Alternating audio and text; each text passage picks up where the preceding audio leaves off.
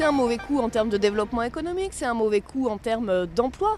La question que nous posons aujourd'hui, c'est finalement, est-ce qu'en France aujourd'hui, quand on n'habite pas à Paris, on peut encore compter sur l'État ?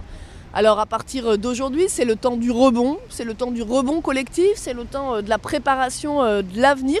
Mais pour cela, nous avons besoin de réponses précises de l'État sur la manière de regagner en accessibilité, sur la stratégie ferroviaire, sur la stratégie d'attractivité, sur la manière dont, sur tous ces sujets, est-ce que oui ou non, l'État est prêt à nous accompagner.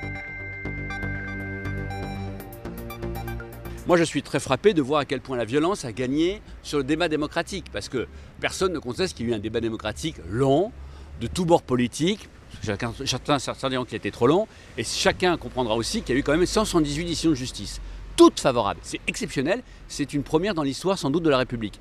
Malgré ça, on renonce. Donc c'est une énorme déception et une grande inquiétude pour la démocratie française, oui.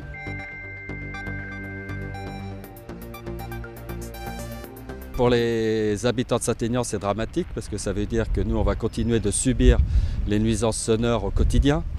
On ne sait toujours pas comment ils vont réussir à prolonger la piste parce qu'encore une fois, il va falloir violer la loi littorale qui protège la commune de Saint-Aignan-de-Grandlieu du fait de la proximité du lac de Grandlieu, qui est la deuxième réserve ornithologique de France quand même. Donc on ne comprend pas comment on va pouvoir arriver à allonger cette piste. Et nous, du coup, ça veut dire que les avions ne seront plus qu'à 100 mètres au-dessus de nos têtes, au-dessus du bourg de Saint-Aignan-de-Grandlieu. Donc ça va devenir insupportable.